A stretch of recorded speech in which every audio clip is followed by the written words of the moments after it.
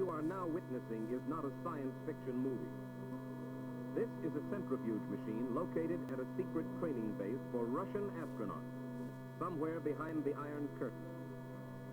A machine such as this prepared Major Yuri Gagarin for his epic journey into space. This is the first complete story of both the American and Russian astronauts. Project Man in Space.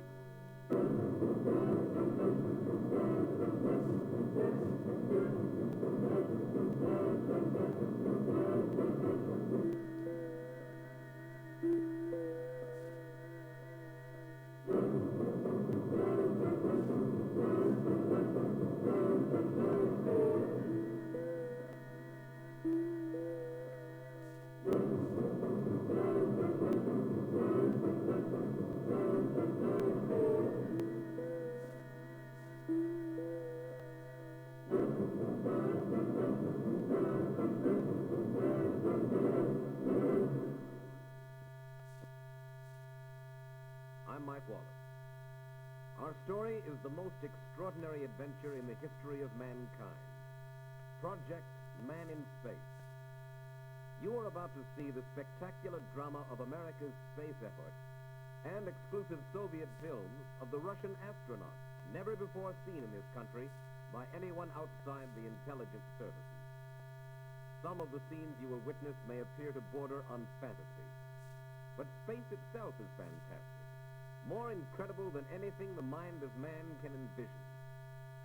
It is a vast emptiness where all the laws of nature as we know them here on Earth dissolve into a massive contradiction, where everything that goes up doesn't come down, where the shortest distance between 2 points is not a straight line, where there is no beginning and no end.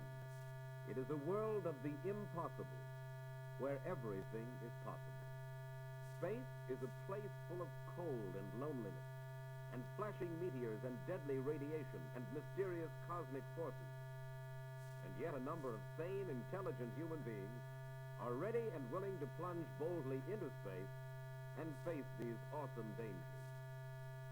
These are the men you will meet in Project Man in Space. Men who want to do more than just observe the world around them. They want to find new worlds, new forms of life, and broaden the horizons of man's knowledge and understanding. But this journey of 1,000,000 miles must begin with a single step. That first step was taken on December 17, 1903 at Kitty Hawk, North Carolina, when Wilbur and Orville Wright made the first powered flight in history. The journey had begun. Inspired by this achievement, many dauntless pioneers were quick to join the battle against the law of gravity.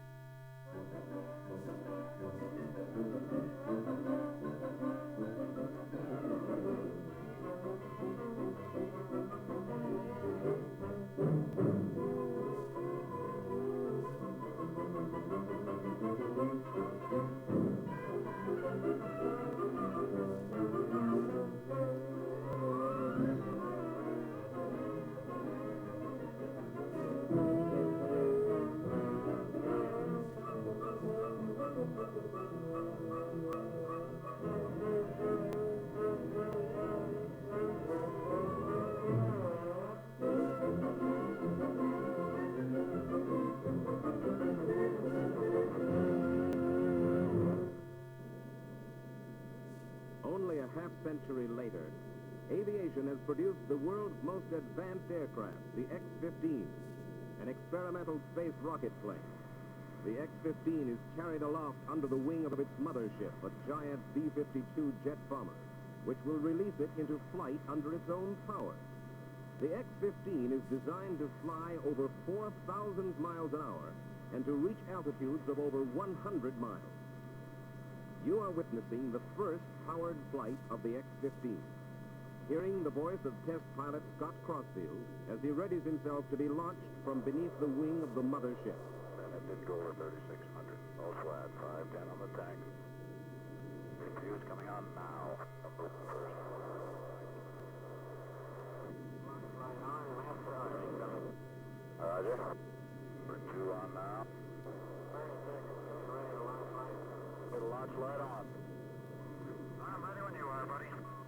Okay, Scott, let's give it a try. Okay, here we go with the countdown. 3, 2, 1,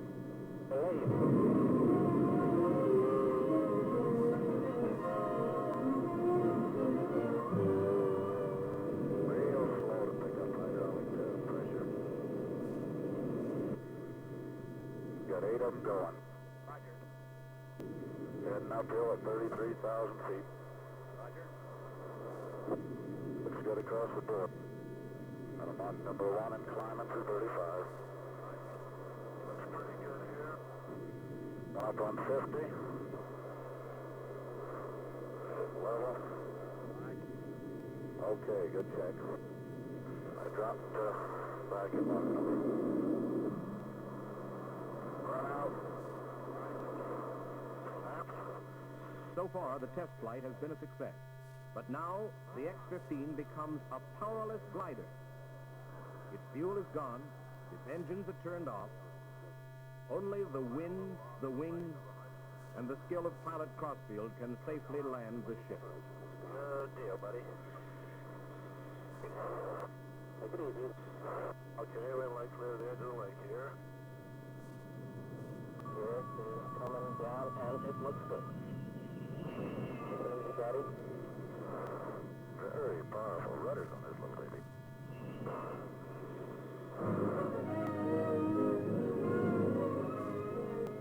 The designers of the X-15 had originally hoped that this would be the first vehicle to take man to the edge of space. But on October 4th, 1957, a far more extraordinary vehicle was offered to man. A craft that could carry him well beyond the edge of space. Russia amazed the world with the successful launching of Sputnik 1, the Earth's first artificial satellite. Sputnik 1 carried few scientific instruments, but it did send back important data, which indicated to Russian scientists the possibility that life could survive in outer space. Now the Soviets wanted to know what effect this hostile environment would have upon the human body. They needed an experimental animal to precede man. Dogs were selected because the Russians had achieved remarkable success with them in other experiments. Now, a dog would share in one of the most important scientific adventures that man had yet undertaken. A variety of tests began to select a dog to orbit the Earth inside a satellite. Scientific instruments were surgically attached to the animals to measure their bodily functions. Their nervous reactions and reflexes under stress were carefully studied. Escape mechanisms were designed and tested.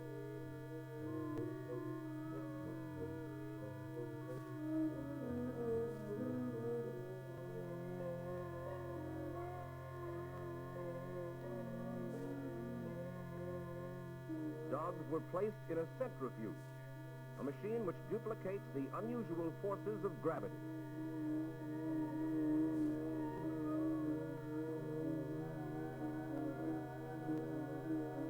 Their reactions were closely examined, and as the day of the launching drew near, the final selection was made.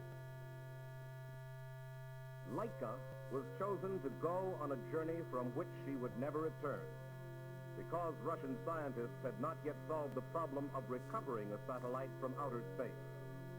Laika was to gain an immortality unlike that of any other dog in history. She and her special cabin were placed inside the nose cone of a giant Soviet missile.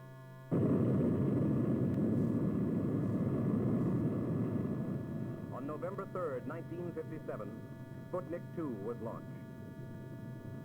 Radio transmitters inside Sputnik 2 sent back valuable data from the first living creature to penetrate outer space.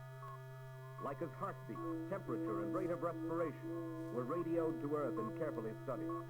And then, after 1 week, Laika was dead. Her oxygen supply had run out.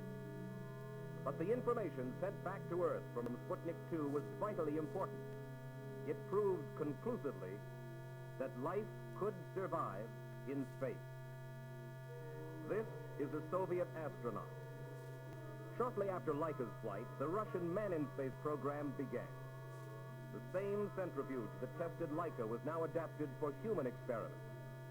Highly qualified men chosen from the ranks of the Soviet Air Force began a life of rigorous training.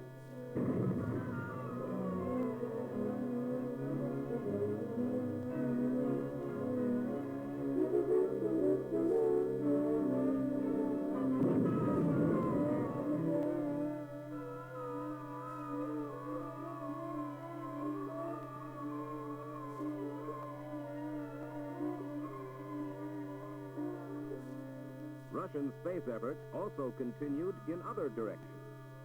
A series of moon probes called Lunix were launched, and Russia reached a dramatic milestone in space history when Lunix 2 impacted the surface of the moon. Perhaps the most spectacular achievement of Soviet rocketry was Lunix 3. That satellite circled behind the moon and trained cameras on its hidden side. For the first time in history, man was able to look upon the dark side of the moon. These are the actual photographs transmitted back to Earth.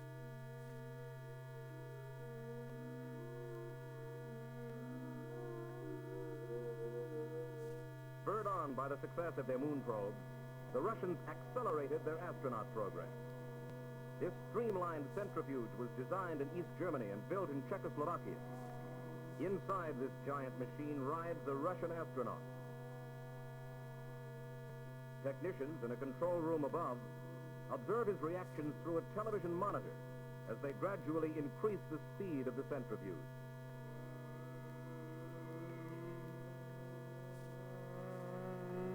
The powerful forces of gravity pull at his body.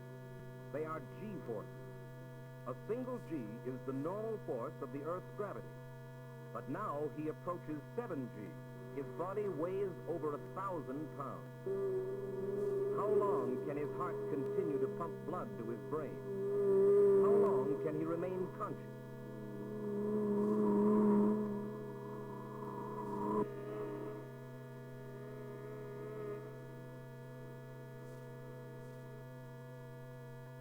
The astronaut is unconscious. He will be revived, and there will be further rides on the centrifuge until his body is able to withstand 16 Gs, the amount he must endure to survive a trip into space. In a laboratory behind the Iron Curtain, another mystery is being explored: isolation. An astronaut is sealed inside a steel cylinder and cut off from all human contact for 14 days. Can he retain his mental balance under these restricting conditions? A battery of instruments will carefully report both his physical and psychological behavior. This is the panic button. By pressing it, he can release himself at any time, but it would mean that he has failed the test. From now on, there is no freedom of movement. He can neither stand up nor lie down. The test begins. There is no routine except an occasional simple task. A light symbol flashes on a screen before him. He responds by pushing a matching button, turning off the light.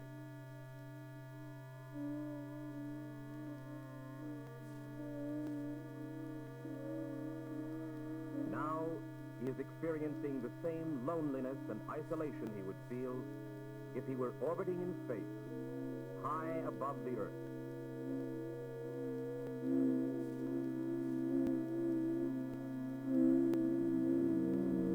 The 12th day, the astronaut is weakening. His responses are slow, and he begins to show signs of mental collapse.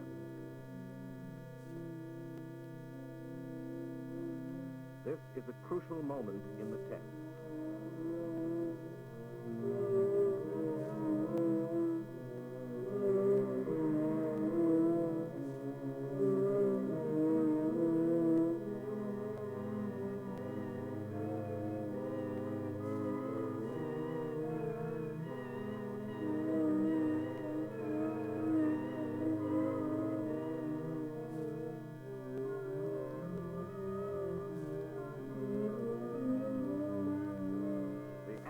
astronaut has won.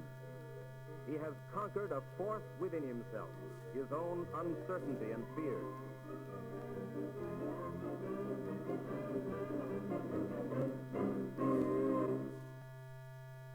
This is a blockhouse somewhere in the Soviet Union. On August 19, 1960, two dogs, Strelka and Bielka, are about to be launched into space aboard a giant missile. The goal is to orbit the two dogs and return them to Earth alive. The outcome of this mission will have a decisive effect on the future of Russia's man-in-space program. 4, 3, 2, 1, start!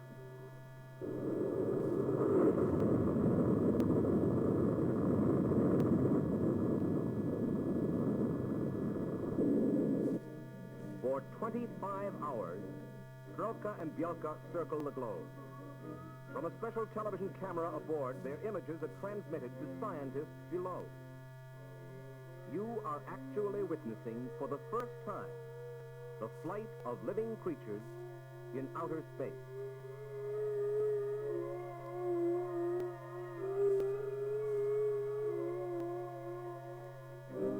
Strelka and Bielka were returned from orbit and recovered alive. It appeared the way was now open for the Russian astronauts. According to many sources, the first attempt to launch Soviet astronauts met with failure. There has been no official confirmation of these reports.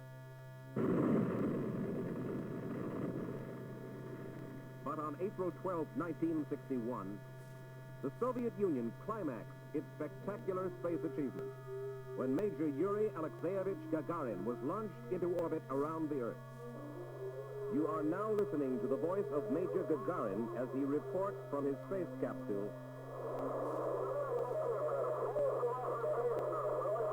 The flight is going on successfully. Visibility is good, and I myself am feeling good as well. In 89 minutes, he circled the globe. He returned to the greatest celebration in the history of the Soviet Union.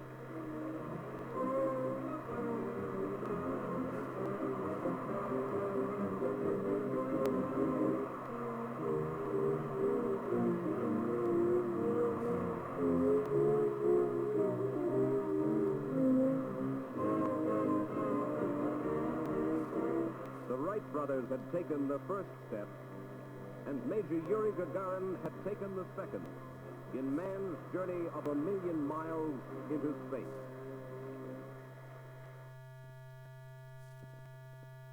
The American space program was launched from this blockhouse in Cape Canaveral.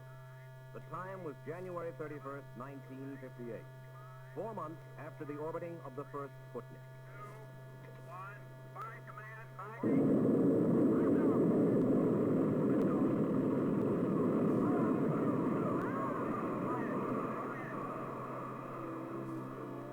The launching of Explorer 1, America's first artificial satellite, plunged the United States into the age of space. There have been over 30 successful American satellites and space probes, 3 times the number launched by the Soviets. What America has lacked in rocket power has been offset by the scientific discoveries and priceless information given the world through less spectacular but more practical space vehicles. In the summer of 1958, NASA, the National Aeronautics and Space Administration, was created to unify American space research activities. One of NASA's prime concerns was the American man-in-space program, Project Mercury. The start of a great adventure for 7 American men began at the Pentagon in Washington, D.C. NASA had decided that the Project Mercury astronauts would be selected from the ranks of a special breed of man, the highly trained military test pilot. Education, a university degree in science or engineering. Experience, 1,500 hours of jet flying time. Age, younger than 40. The records of 470 candidates were selected for study, but only 32 were selected for final screening. These men were subjected to the most rigorous medical, physical, and psychological examination in history.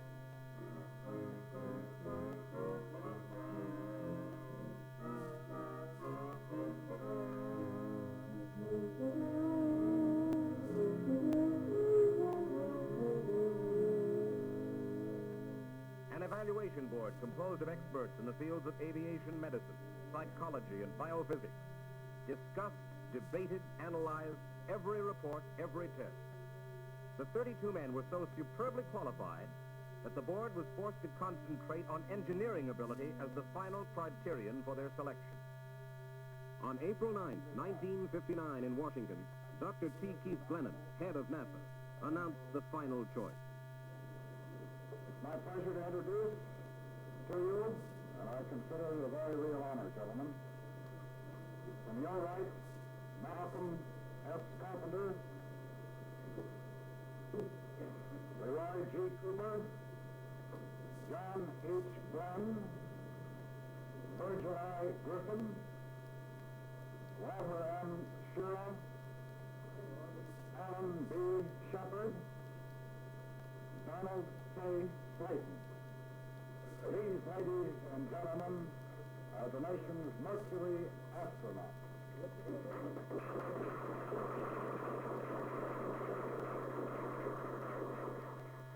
These are America's astronauts. What is the mission that lies before them? What is the purpose of Project Mercury? The purpose of Project Mercury is to place an astronaut inside a space capsule atop a giant missile. The missile will be launched from Cape Canaveral and hurled 115 miles into space. The capsule will separate from the missile and orbit the Earth at a speed exceeding 17,000 miles per hour. It will take only 90 minutes to circle the globe. As the capsule passes around the Earth, it will be in constant communication with worldwide tracking stations. In a period of 4.5 hours, after circling 3 times, the capsule containing the astronaut will re-enter the Earth's atmosphere and be recovered somewhere downrange in the South Atlantic. But before this fantastic flight into space can be achieved, a number of preliminary flight tests will have to be performed. First, a chimpanzee and then an astronaut will have to be launched in a space capsule and sent 200 miles out over the Atlantic and be recovered successfully. Then a chimpanzee will orbit the Earth. And if all goes well, finally, man himself will be ready for his trip to outer space. But to reach space and return safely, the astronaut will have to face tremendous physical and psychological stresses of an intensity that man has never before encountered in the world he knows.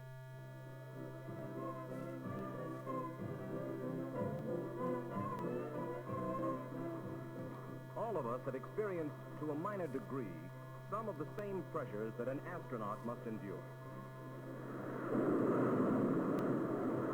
But imagine the forces of a roller coaster magnified 40 times.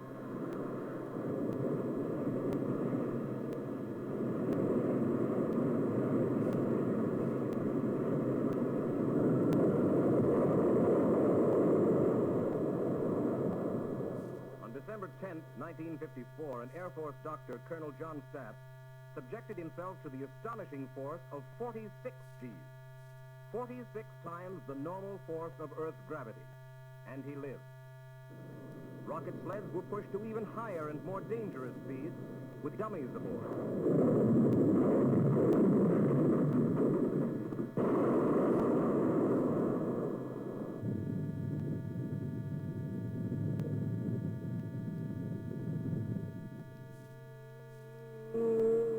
On this Navy centrifuge at Jonesville, Pennsylvania, Project Mercury astronaut Alan Shepard battles the forces of gravity. Report C. 7. 7. 9.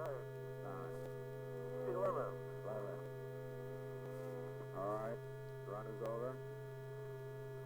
4. 4. Each time he rides inside the whirling machine, he practices the procedures of launch and re-entry, building tolerance to the stresses he must encounter during actual space flight. The direct opposite of G-forces is weightlessness. As a plane flies into a steep arc, its upward climb counteracts the downward pull of gravity. And though for short periods of time the Mercury astronauts experience the mysterious sensation of weightlessness, a condition they will encounter while in orbit.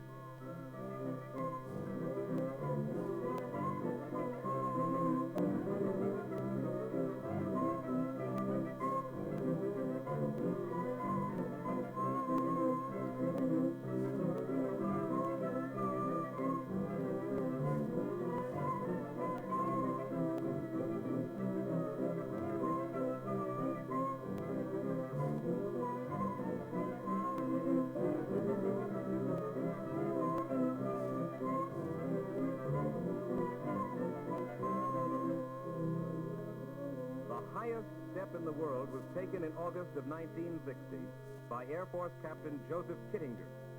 He was carried aloft by a giant balloon high into the sky above New Mexico. The purpose? To test man's ability to function at the edge of space.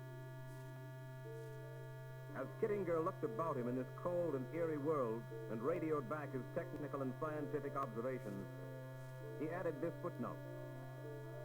There is a hostile sky above me. Man may live in space, he said, but he will never conquer it. And then, nearly 20 miles above the surface of the Earth, Joe Kittinger stepped out into space.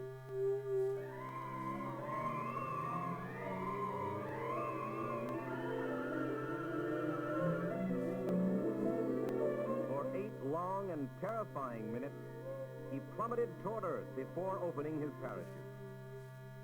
He landed safely after the longest free fall in history, bringing back with him new understanding about the problems of orientation and equilibrium in space. To cope with orientation, a unique machine called M.P.S.E was devised. Strapped inside, astronaut John Glenn begins a wild ride.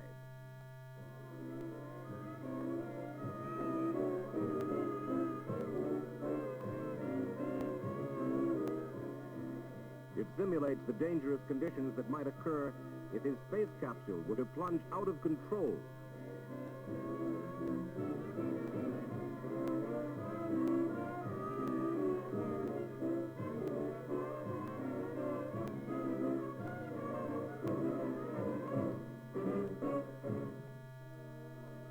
While the astronauts are being trained, NASA experts are hard at work on another phase of Project Mercury. The Atlas missile has been selected as the vehicle to propel the astronauts' capsule into space. And now at the Convair Assembly Plant in San Diego, it has to be adapted for its crucial assignment.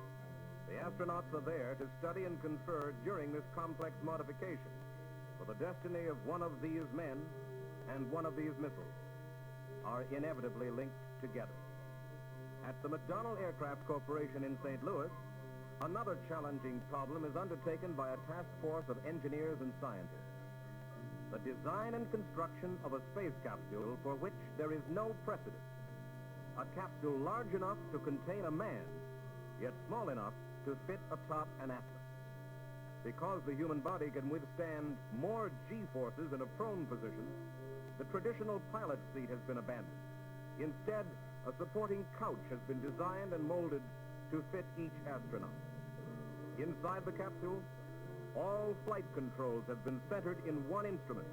The astronaut can easily regulate the motion and direction of the capsule during the critical period of re-entry. Through test after test, models are studied and evaluated.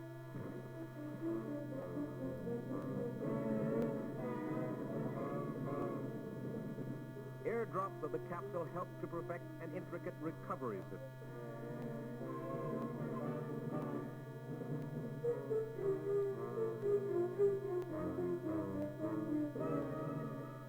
As the capsule strikes the water, an automatic device will propel the chute away to prevent entanglement. Now a whole series of fast-moving events will take place to help search planes and ships locate the capsule. A thick cloud of smoke will pour from the capsule. A brilliant dye marker will stain the sea. Miniature depth charges will explode beneath the water, alerting sonar equipment aboard rescue ships. And powerful radio beacons will send out signals over hundreds of miles. If the scheduled rescue by ship or helicopter is delayed, the astronaut is trained to evacuate the capsule and board his own emergency life raft. Every eventuality has been considered, including the chance the astronaut might be trapped underwater. Here, astronaut Virgil Grissom is being trained to free himself from the sinking capsule by means of an escape hatch. His spacesuit has been designed to provide sufficient oxygen for him to reach the surface.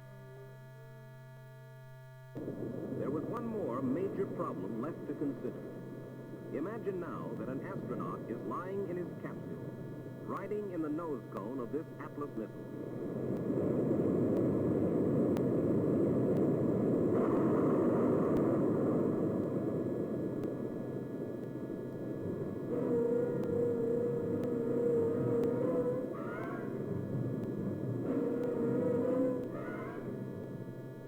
Could the astronaut escape from what seems to be certain disaster?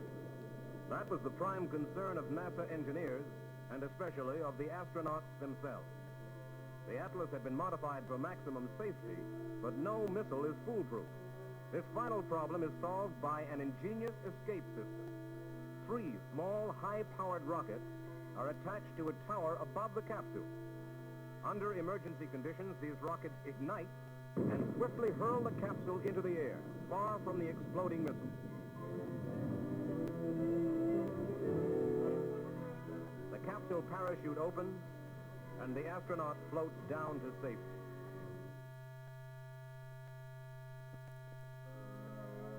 Cape Canaveral, Florida. This is the Atlas launching pad assigned to Project Mercury. You're about to witness the simulated countdown and launching of an American astronaut into orbit around the Earth.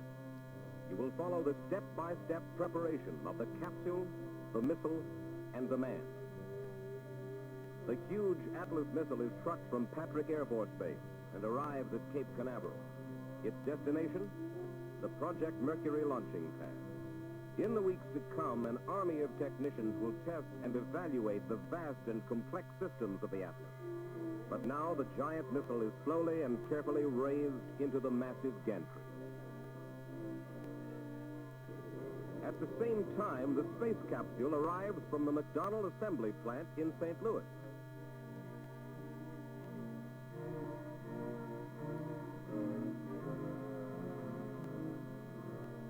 Before it is raised atop the Atlas, the capsule, too, must be thoroughly checked out.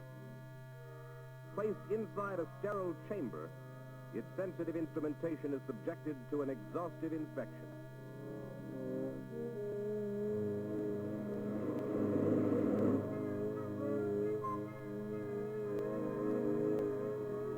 The astronauts are spending their last moments of relaxation with their families and friends. Soon they will go into seclusion under the watchful eyes of NASA experts for briefing and rigorous medical examination. And finally, one of them will be selected for his greatest adventure. The launching time is now only a few days away. The capsule and the missile are ready for mating.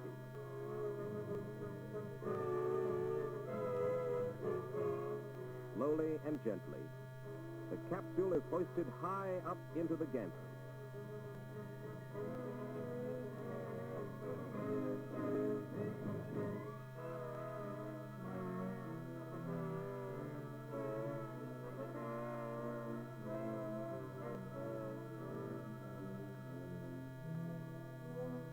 Several miles away from the missile is Building T3, the Project Mercury Control Center. Here are assembled the men and machines which will maintain constant contact with the astronaut before launch and while he is in flight. On a giant map of the world is the capsule's planned orbital path. As it circles the Earth, 16 tracking stations will be in constant communication with the astronaut inside. These stations form a vast global network. The Mercury Control Center will receive all reports from the tracking stations and check their continuous operation. A flight surgeon will study and analyze the astronaut's physiological conditions. This space doctor will know better than the astronaut himself how his body is responding to the effects of this new and hostile environment. The reaction of the capsule will be closely monitored by engineering experts. They will advise the astronaut of the capsule's condition during all phases of flight. This is the range safety engineer. At the first sign of danger, both this man and the astronaut have the power to ignite the escape rocket and hurl the capsule to safety.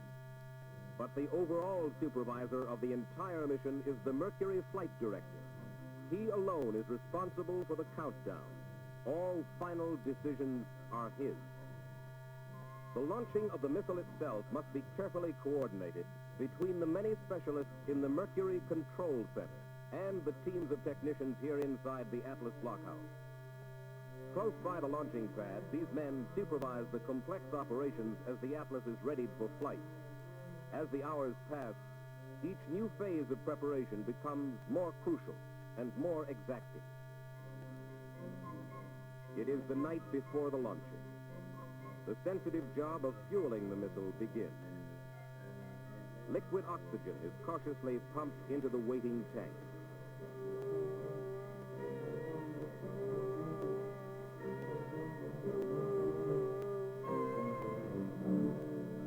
It is the morning of the launch. In the South Atlantic, the Navy is moving into position. Their mission? The quick and safe recovery of the astronaut and the capsule on their return from orbit. At Cape Canaveral, the weather is clear for launch. The countdown is continuing on schedule. A few miles from the launching pad is the astronaut's preparation area, Hangar S. Inside, his spacesuit is being given its final checkout. This is his most vital piece of equipment.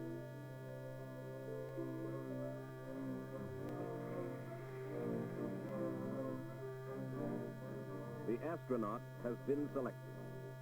Now he is ready for flight. Special recording instruments are attached to his skin. He is carefully suited up. Many skilled hands help him. For each fastening must be perfect, each coupling precisely secure.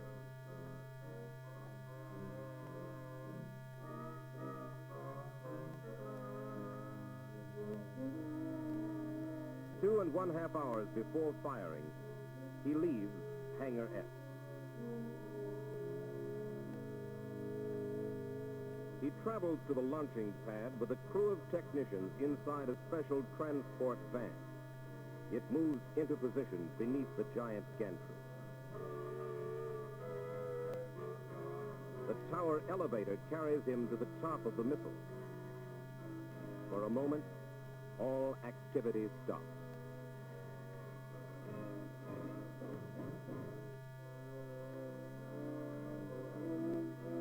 The astronaut squeezes himself into the cramped interior of the capsule. He begins an elaborate pre-flight procedure with the engineer inside Mercury Control. Technicians hook up his recording instruments. The astronaut is finally ready inside the capsule. The hatch is sealed. His only link now with the outside world is his radio contact with the men inside Mercury Control. Offshore from Cape Canaveral, helicopters are prepared to recover the astronaut in case he is forced to use his emergency escape system. All is in readiness for the final minutes of the countdown.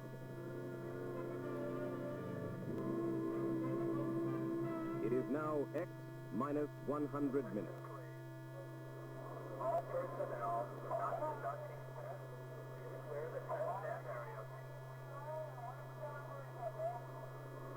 Proceed with gantry removal. Test conductor, test stand. Go ahead, test. The boom has been sewed up completely around the booster. The service towers are in the process of being moved to the transfer table. All right.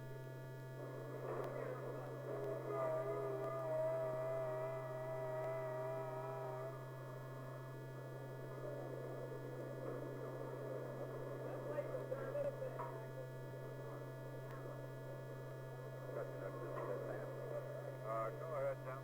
Service tower has secured the maintenance area. The crew are leaving by way of truck. All right. LN2 spray manifold is on. Test stand looks in pretty good shape, Tom. Wallace, this is range safety. Please check your escape handle. Escape handle inboard and locked. Pilot, you now have manual control of escape tower rockets. Roger. stand by for Aeromet checkouts, please. Pressure indicators all okay. Suit and body temperature normal. Respiration and heart all okay.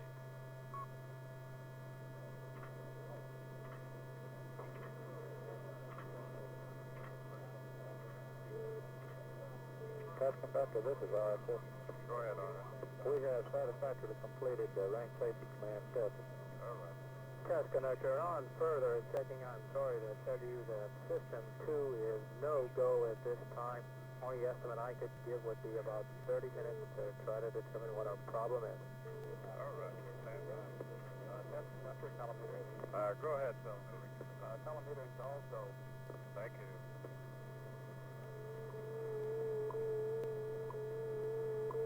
Test conductor support coordinator. Go ahead, Frank. You have 100% optic. Okay, Frank, thanks. Test conductor, this is test stand. Go ahead, Jim. Tom, all checks out okay over here. We're evacuating the test stand area. All right. Pilot, pre-flight instrument check, please. My left battery switches are now on. All switch fuses are on. All retro panel lights are green. Roll yaw and pitch indicators are responding normally. Roger, pilot, thank you. Stand by and clear channels for tracking network report. Unit Station 2. Station 2 is all clear and go. Atlantic Station 3. Station 3 is all go. Mary Island Station 4. Station 4, tracking equipment is all ready and condition is go. Nigeria Station number 5. Station 5 reception is all go. Zanzibar Station 6. Zanzibar Station 6, go. Indian Ocean Station 7. Sorry, Station 7 is no-go at this time. We have radio interference, and we'll report back when cleared. All right, Jim. Australia stations. Australia stations are all go. Pacific Station. Pacific stations are all go. Mexico Station number 13. Station 13 condition is go. All Continental stations. Station 14 is go. Station 15 is go. Station 16 go. Canaveral is go. Minus 15 minutes. Mark. This is one. I wish to advise that radio interference reported earlier by the station is now cleared. We have routing for communications with all ships and stations. Over. All right, thank you. My name is Jackie. Go. Go. Egan. Go. Egan, tonight, go. AFMTC telemeter. Go. Telemetering quality. Go. All capsule stations give status report. Aeromet panel is all green. Capsule environment panel. Capsule environment is green all the way. Pilot ready light is green. All capsule systems are go. Removing arming safety pin. Arm switch to arm. T-minus 60 seconds and counting. Mark. Missile helium to internal. Steady. Minus Go. 55. Range ready, switch on. 50. Starting foam removal. Missile truck complete on engine test. Status check. Lock tanking. Pressurization. Satisfactory. Water system. Satisfactory. Speech operation. All clear. All the pre-start panel lights are green. The missile prep complete light is green. All recorders disband. 24, 23, 22, 21, 20, 19, 18, 17, 16, 15, 14, 13, 12, 11, 10, 9, 8, 7, 6, 5, 4, 3,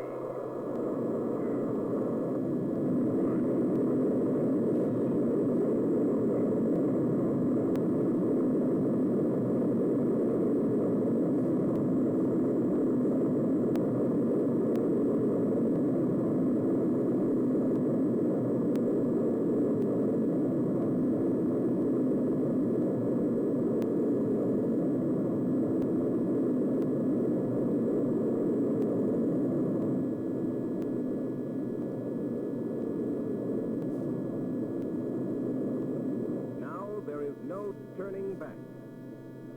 The astronaut is on his journey into orbit. This is the way it will be the day an American is launched into space.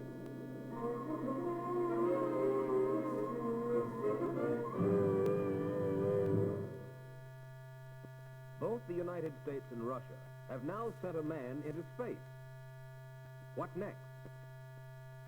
For years, science fiction has been the improbable forerunner of reality. But now reality has begun to overtake the world of science fiction. Scientists now have space vehicles on their drawing boards that will carry man to the moon and beyond. Some of us will see these wonders in our own lifetime. For strangely enough, orbital flight around the Earth will one day become as commonplace as today's jet flight across the ocean. And someday there will be new wonders.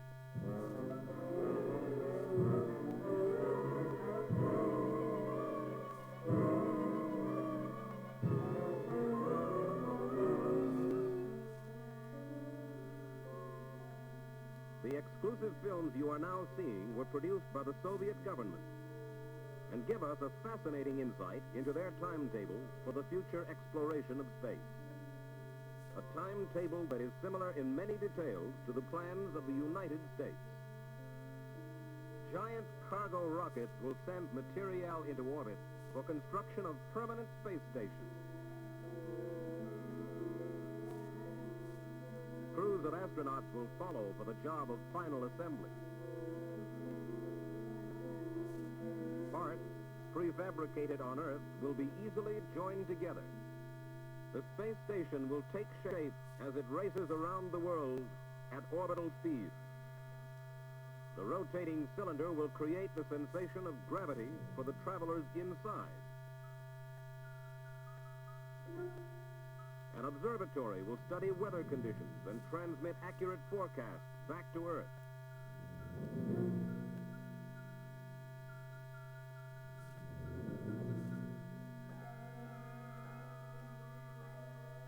Outside the space station, astronomers with powerful telescopes will be able to view the heavens with new vision, free of atmospheric haze.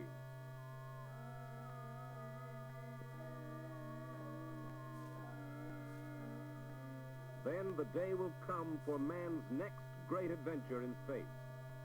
A rocket will be assembled on the space station and launched toward the moon.